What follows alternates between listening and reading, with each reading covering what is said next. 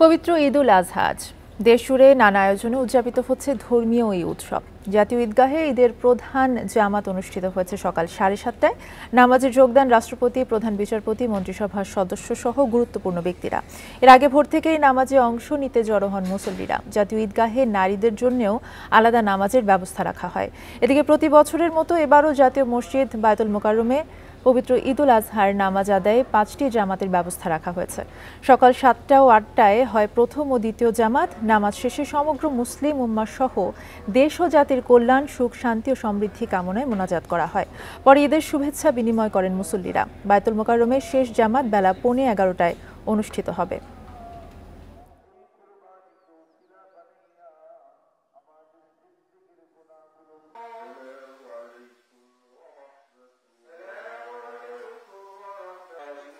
এই দেশ, এই বিশ্ব যাতে শান্তিময় বিশ্ব হিসাবে থাকে সেই দোয়াটাই করছি। এখানে এসে আমার খুব ভালো লেগেছে। এখানে আমি আমার বাবা ও ছোট ভাইয়ের সাথে ঈদ যাপন করেছি, তারপর নামাজ পড়েছি। নিরাপত্তা ব্যবস্থা খুবই ভালো এবং ভিতরে পরিবেশও খুবই ভালো। প্রত্যেক বছরই এখানে নারীদের যে আলাদা জামাত হয় ঈদগাহে, সেখানে নামাজ আদায় করি, ভীষণ ভালো লাগে। দেশবাসীর জন্য দোয়া হয়েছে এখানে। আপনার ফিলিস্তিনের যে মজলুম জনতা, ওনাদের জন্য দোয়া হয়েছে। আমি এই জামাত নিয়ে আরো জানাতে বায়তুল মোকাররম জাতীয় মসজিদ থেকে আমাদের সাথে আছেন সহকর্মী মাহমুদুল হাসান। মাহমুদুল, ঈদ জামাত এরই মধ্যে অনুষ্ঠিত হয়েছে এবং পরবর্তী জামাত হচ্ছে 11টায়। কি পরিমাণ মুসল্লি আসলে সমবেত হয়েছেন সেখানে এবং ঈদ উদযাপন কেমন দেখছেন? দেখেন, প্রতি বছর বায়তুল মোকাররম জাতীয় মসজিদে 5টি ঈদের নামাজ হয় বা 5টি ঈদের জামাত হয়। বরাবরের মতোই এবারও তাই, এবং এখন পর্যন্ত 3টি জামাত বা নামাজ শেষ হয়েছে এবং 9টার সময় যে নামাজ শেষ হওয়ার পর ইমাম খুতবা শেষে এখন মোনাজাত চলছে। যারা মুসল্লি আছেন তারা মোনাজাত করছেন।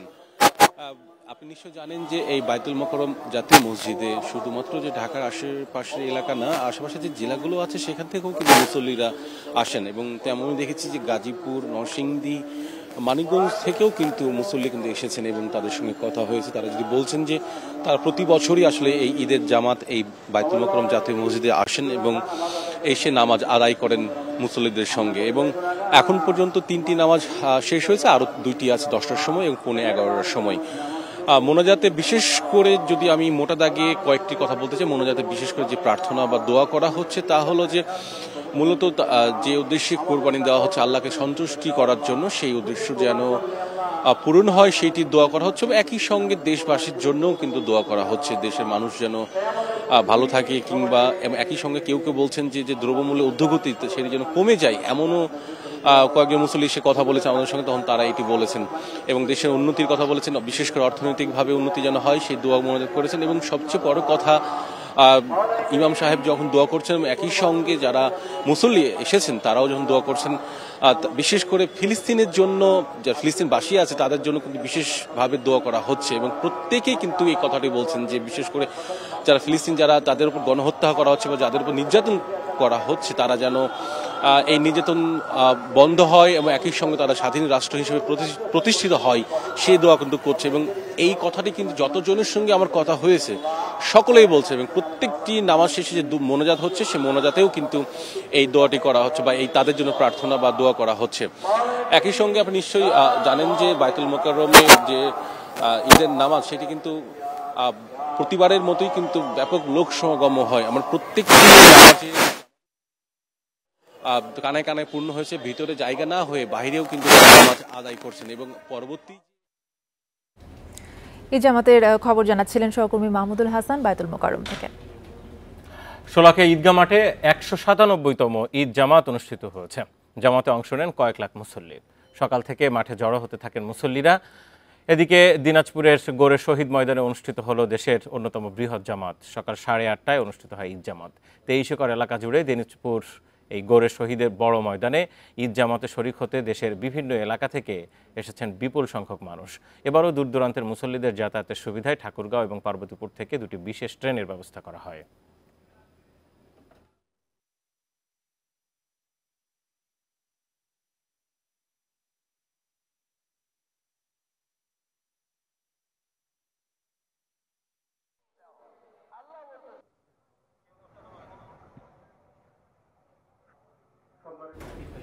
দেশবাসীকে ঈদুল আজহার শুভেচ্ছা জানিয়েছেন রাষ্ট্রপতি মোহাম্মদ শাহাবুদ্দিন ও প্রধানমন্ত্রী শেখ হাসিনা। আলাদা আলাদা বাণীতে দেশবাসীকে শুভেচ্ছা জানান তারা। প্রধানমন্ত্রী তার ভিডিও বার্তায় ত্যাগের চেতনায় উদ্বুদ্ধ হয়ে দেশ ও জনগণের কল্যাণে সবাইকে আত্মনিয়োগের আহ্বান জানিয়েছেন। দেশবাসী, আসসালামু আলাইকুম। বছর ঘুরে আবার আমাদের মাঝে ফিরে এসেছে পবিত্র ঈদুল আজহা। আপনাদের ঈদুল আজহার শুভেচ্ছা জানাচ্ছি। ঈদ মোবারক। ঈদুল আজহার শিক্ষা ধারণ করে আসুন আমরা ত্যাগের মহিমায় উজ্জীবিত হয়ে দেশ ও দেশের মানুষের কল্যাণে কাজ করি। পবিত্র ঈদুল আজহা আমাদের সকলের জীবনে বয়ে আনুক অনাবিল আনন্দ, সুখ, শান্তি ও স্বাচ্ছন্দ্য। কোরবানির পর 7 দিন পশুর চামড়া বাইরে থেকে ঢাকায় ঢুকতে পারবে না। এ সময় কাঁচা চামড়ার প্রবেশ ঠেকাতে সতর্ক অবস্থানের কথা জানিয়েছে আইনশৃঙ্খলা বাহিনী। ন্যায্য মূল্য পেতে চামড়া সঠিক উপায়ে সংরক্ষণ করার আহ্বান আড়তদার ও ট্যানারি মালিকদের। কাঁচা চামড়া সংগ্রহের প্রধান মৌসুম ঈদুল আজহা। এসব চামড়া সংরক্ষণ ও প্রক্রিয়াজাতকরণের সব ধরনের প্রস্তুতি শেষ করেছে রাজধানীর লালবাগের পোস্তা ও সাভারে অবস্থিত চামড়া শিল্পনগরীর ট্যানারিগুলো। কিন্তু সাভারের ট্যানারির কঠিন বর্জ্য ব্যবস্থাপনায় এখনও রয়েছে নানা সীমাবদ্ধতা। সে কারণে সরবরাহ সীমিত রাখতে রাজধানীতে কাঁচা চামড়া প্রবেশকে নিরুৎসাহিত করেছে সরকার। ব্যবসায়ীরাও বলছেন, ন্যায্য মূল্য পেতে সঠিকভাবে চামড়া সংরক্ষণ করতে হবে মৌসুমি ব্যবসায়ীদের। মৌসুমি ব্যবসায়ী সহ যারা ফরি আছেন, হাজার হাজার ব্যাপারী আছেন, তারা যাতে আপনার সঠিক সময়ে আপনার লবণটা দিয়ে এই চামড়াটা আপনার প্রিজারভেশন করা হয় এবং আপনার চামড়া ছাড়ানোর ক্ষেত্রেও যাতে আপনার প্রত্যেকটা কুরবানি যাতে আপনার সেখানে খেয়াল রাখেন চামড়াটা কোনোভাবে যাতে লেস কাট বা ফ্লে কাট না হয়। তড়িঘড়ি করে যদি চামড়া নিয়ে আসে সেই ক্ষেত্রে চামড়াটা পচনশীল দ্রব্য, এটাকে নষ্ট হয়ে যাওয়ার সম্ভাবনা খুব বেশি থাকে। ঢাকার বাইরে যেন কোনো গাড়ি পিক আপ ভ্যান মুভমেন্ট না করে, এর জন্য আমরা সতর্কতা অবলম্বন করেছি এবং সেই ক্ষেত্রে তারা যদি খুব খেয়াল করে শুনে কথাগুলো, আমার মনে হয় যে খুব দ্রুত এনে মৌসুমি ব্যবসায়ী এবার খুব বেশি লাভবান হওয়ার সম্ভাবনা খুব রয়েছে। এইদিকে পাচার রোধের পাশাপাশি রাজধানীতে কাঁচা চামড়া প্রবেশ ঠেকাতে প্রস্তুত আইনশৃঙ্খলা বাহিনী। বাইরের থেকে যে চামড়াগুলো সেটি 7 দিন পরে এখানে আসবে, যাতে কোনোভাবে চামড়া নষ্ট না হয় এবং প্রক্রিয়াজাত এটি যাতে সহজ হয়, সেই কাজ যাতে সুন্দরভাবে সম্পন্ন করা যায় ঢাকা মেট্রোপলিটন পুলিশের পক্ষ থেকে সে ব্যাপারে সর্বাত্মক সহযোগিতা করা হবে। দেশের এতিমখানাগুলোতে বিনামূল্যে লবণ সরবরাহ করেছে সরকার। এতে বিভিন্ন এলাকার কাঁচা চামড়া সঠিক উপায়ে সংরক্ষণ করা সম্ভব বলে আশা করছেন সংশ্লিষ্টরা। তৌহিদ রানা, ইন্ডিপেন্ডেন্ট নিউজ, ঢাকা। ঈদের আগের রাতে রাজধানীর বেশিরভাগ হাটে হঠাৎ করেই দেখা দেয় মাঝারি ও ছোট আকারের গরুর সংকট, আর সংখ্যা কম থাকায় দাম বেশি হাঁকানোর অভিযোগ ক্রেতাদের। এদিকে বড় আকারের অনেক গরুই বিক্রি করতে না পারায় বিপাকে পড়েছেন অনেক খামারি। বিক্রির আশায় আনা পশু আবার ফিরিয়ে নিতে হলে আর্থিক লোকসানের শঙ্কা তাদের। রাজধানীর তেজগাঁও হাটে ঈদের আগের রাতে পর্যাপ্ত গরু না থাকায় বিপাকে পড়েন অনেক ক্রেতা। অধিকাংশের চাহিদা মাঝারি আকারের গরু, এতে হতাশ বড় আকারের গরু হাটে আনা ব্যাপারীরা। যে টাকাতে কিনছি তার থেকে 70-80 হাজার টাকা কম কয়। এই যে ঘুরে নেওয়া, এর যে ব্যর্থতা, এই কেরান খরচ, এগুলো কে দেবো? আমি মিডিয়াম এই 1,10,000 এর গরু কি পাচ্ছেন? এরকম গরু পাওয়া যাচ্ছে না, এগুলো বিক্রি হয়ে গেছে। একই হাটে ময়মনসিংহ থেকে 35টি ছাগল নিয়ে এসেছিলেন মিজানুর রহমান। রোববার মধ্যরাতেও বিক্রি বাকি 7টি। ছাগল প্রতি 2000 করে নাই, গাড়ি ভাড়া তো আছেই। আপনি দেখতেছেন ছাগল কিন্তু বাজারে নাই। কাস্টমার চাইতেছে মাংনা খাইতো, মাংনা খাইতো। সারাদিন পরিশ্রম করছি, 2 দিন ধরে পরিশ্রম করছি অগুমা। ঈদের আগের রাতে রাজধানীর মেরাদিয়া হাটও হয়ে পড়ে অনেকটাই ফাঁকা। এই সুযোগে বেশি দাম হাঁকার অভিযোগ ক্রেতার। অন্যদিকে খরচের তুলনায় ন্যায্য দাম না পাওয়ার দাবি বিক্রেতার। দাম কমে গেছে, যে দাম আগে ছিল সে দাম আর নাই। ছোট গরু 80,000 টাকা যাচ্ছে, ছোট ছোট গরুগুলো। অন্যান্য হাটের তুলনায় গাবতলীতে কোরবানির পশুর সংখ্যা তুলনামূলক বেশি থাকায় দরদাম করে পছন্দের পশু কিনে ফেরেন ক্রেতারা। আগে হাটে এসে একটা মহিষ কিনে গিয়েছিলাম, আর একটা গরুও কিনেছি দোলাইখাল থেকে, আবার আসছি একটা দেখতে। এই শাড়িতে যতগুলো গরু রয়েছে সেগুলোর প্রতিটির দামই প্রায় 15 থেকে 20 লাখ টাকা। এখন এই ব্যাপারে যে দাম হাঁকছেন ক্রেতারা, 2 দিন আগে এর থেকে আরও 2 থেকে 3 লাখ টাকা বেশি দাম বলেছিলেন, কিন্তু ব্যাপারীর আশা ছিল আরও বেশি দাম উঠতে পারে। 15টা গরু যদি নিয়ে যাই বুঝছেন 15 লাখ টাকাই লস হবে, আমার নিয়ে যেতে একটু কষ্ট হবে, ফালা দিয়ে তো যাবে পারবো না ভাইজান। প্রাণী সম্পদ অধিদপ্তরের হিসাবে এবারের কোরবানির পশু চাহিদার তুলনায় দেশের বাজারে 22 লাখ বেশি থাকায় আমদানির প্রয়োজন হয়নি। ইকরামুল কবির, ইন্ডিপেন্ডেন্ট নিউজ, ঢাকা। পশু বেচাকেনায় ভর করে এবারের কোরবানি ঈদের অর্থনীতির আকার প্রায় 1 লাখ কোটি টাকা। দোকান মালিক সমিতি বলছে উচ্চ মূল্যস্ফীতির কারণে পোশাক ও সাজসজ্জার পণ্য বিক্রি কমলেও পশুর হাট ছিল চাঙ্গা। অর্থনীতিবিদরা বলছেন কোরবানি কেন্দ্রিক পশুপালনে সমৃদ্ধ হচ্ছে গ্রামীণ অর্থনীতি। দেশের কয়েক লাখ প্রান্তিক কৃষক পশুপালন করেন। গরু ছাগল পালনে গড়ে উঠেছে ছোট বড় অনেক বাণিজ্যিক খামারও। এবছর 1 কোটি 7 লাখ চাহিদার বিপরীতে কোরবানিযোগ্য ছিল 1 কোটি 30 লাখ পশু, যার মধ্যে গরু 52 লাখের বেশি। 1 থেকে 1.5 লাখ টাকা দামের গরুর চাহিদাই ছিল বেশি। বাজারে বেশিরভাগ ছাগল বিক্রি হয়েছে 12 থেকে 18 হাজার টাকার মধ্যে। 4.5 মন থেকে 5 মনের দাম 1,65,000 যাচ্ছে। গরুর খাবারের দিয়া লেগে দাম বেশি। 1,90,000 টাকা। বাজার মোটামুটি ভালো, সন্তোষজনক। দাম দরটা 1.5 লাখ টাকা দিয়ে কিনেছি, উনি 1.5 লাখই বলেছে আমাকে ফাইনাল। কোরবানি ঈদে পশু বেচাকেনা হয়েছে আনুমানিক 75,000 কোটি টাকার।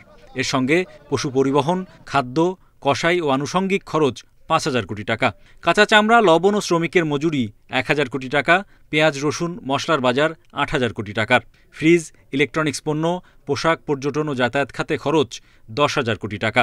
বাহারি পোশাক বা বাহারি পণ্য কেনাকাটার যে ইয়েটা ছিল বাজেটটা, সেটা কাটেল করে ওনারা আসলে কুরবানিতে নিয়ে গেছে। তারপরে মশলার বাজার, তারপরে চামড়ার বাজার, এর সঙ্গে যুক্ত হয় অন্যান্য আরও প্রাসঙ্গিক অনেকগুলো বিষয়, সব মিলে প্রায় 1 লক্ষ কোটি টাকার বাজার, বিশাল একটি বাজার। উৎসবের অর্থনীতিকে চাঙ্গা করেছে প্রবাসীদের আয়।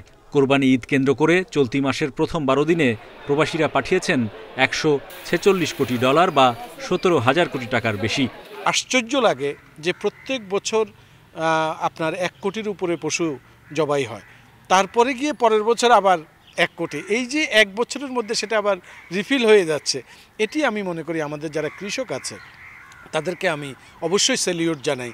কারণ না হলে কিন্তু এক্সেস যদি ডিমান্ড হতো তাহলে এটি আমরা পশু পেতাম না।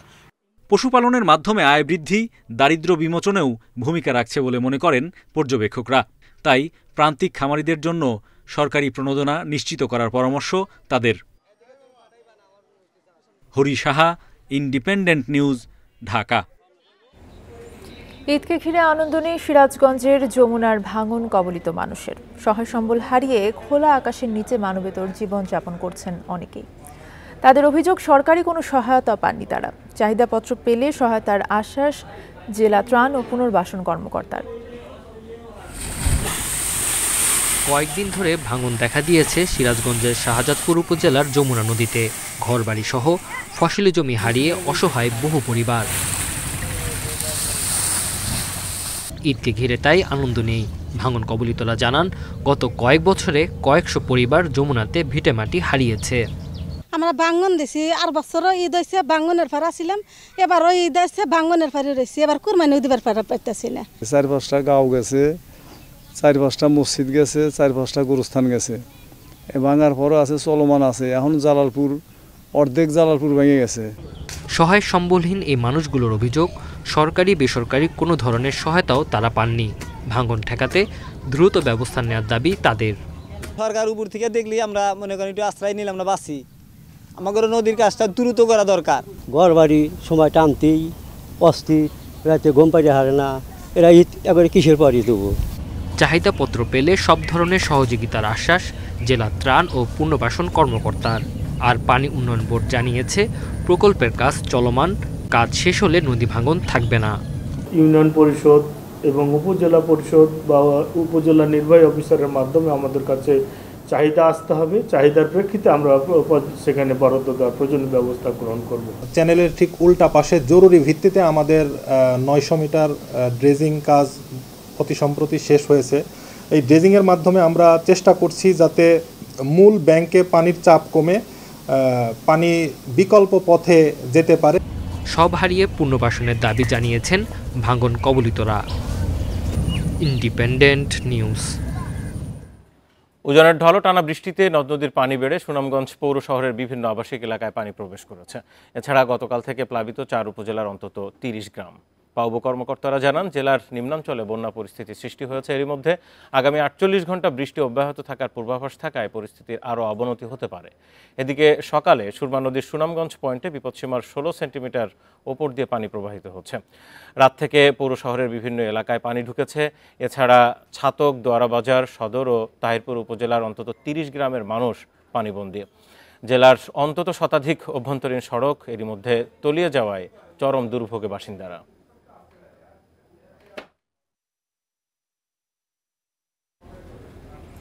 রক্ষণাবেক্ষণের অভাবে ধ্বংসের পথে দিনাজপুরের ঐতিহাসিক নিদর্শন সীতাকোট বৌদ্ধবিহার। পর্যটন কেন্দ্রের যথেষ্ট সম্ভাবনা থাকা সত্ত্বেও পড়ে আছে মুখ থুবড়ে, আর নজরদারি না থাকায় পরিণত হয়েছে চারণভূমিতে। দিনাজপুরের নবাবগঞ্জ উপজেলার ফতেপুর মারাশ গ্রামে অবস্থান সীতাকোট বিহারের।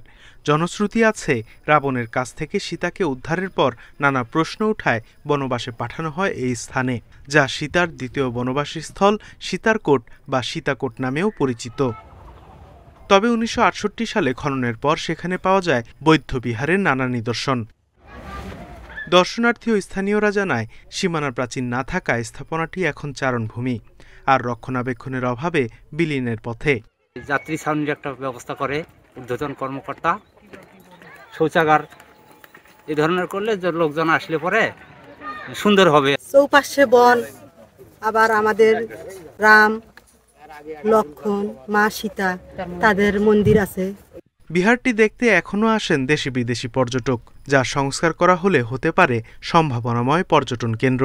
এখানে বিভিন্ন জেলা থেকে লোকজন আসে, সারা বাংলাদেশের বিদেশ থেকেও আসে।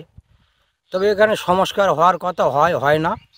এই পর্যায়ে এই জিনিসটা দিন দিন বিলীন হয়ে যাচ্ছে।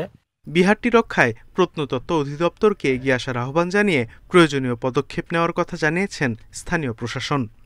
প্রত্নতাত্ত্বিক অধিদপ্তর, এই অধিদপ্তরটি যদি একটু এগিয়ে আসে এবং খুব পর্যটকদের জন্য বিভিন্ন সুযোগ সুবিধার ব্যবস্থা করে, তাহলে একটি নান্দনিক স্থাপনা হিসেবে সারা বাংলাদেশে প্রতিষ্ঠিত হবে।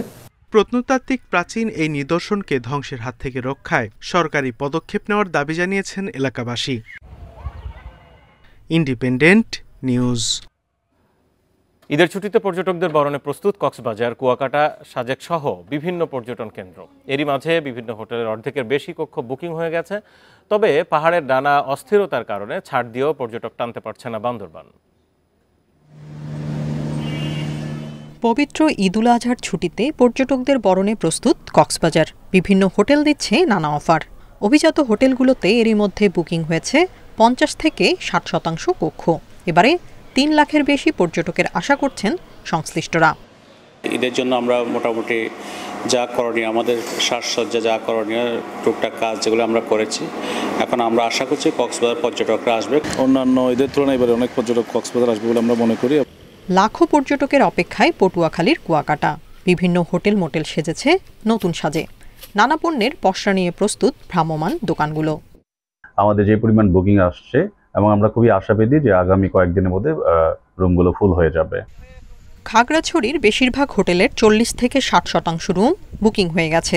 জেলার বিভিন্ন পর্যটন স্পট ও সাজেক পর্যটকদের বরণের অপেক্ষায়। পর্যটকদের নিরাপত্তা দিতে প্রস্তুত আইনশৃঙ্খলা বাহিনী।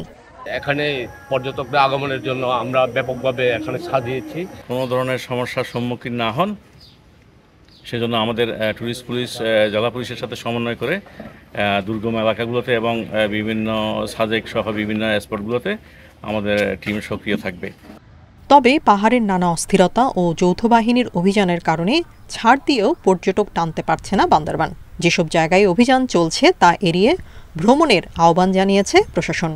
সকলকে অনুরোধ করব, বাকি 70টি যে পর্যটন কেন্দ্র আছে সেখানে সবাই আসুক। সকলকে আমরা স্বাগত জানাতে চাই। নিরাপত্তার কোনো প্রকার ঘাটতি নেই। এখানে আইন শৃঙ্খলা রক্ষাকারী বাহিনী সবসময় এখানে প্রয়োজনীয় সহযোগিতা প্রদানের জন্য প্রতিশ্রুতিবদ্ধ এবং তারা এই নিয়ে কাজ করে যাচ্ছে। ঈদের ছুটিতে এসব পর্যটন কেন্দ্রে কয়েক কোটি টাকা ব্যবসার আশা করছেন পর্যটন সংশ্লিষ্টরা। Tania Nasrin, Independent News. আর এই ছিল এখনকার ইন্ডিপেন্ডেন্ট সংবাদ। ইন্ডিপেন্ডেন্ট টেলিভিশনের সব খবর জানতে চোখ রাখুন ফেসবুক, ইউটিউব এবং এক্সে। ধন্যবাদ।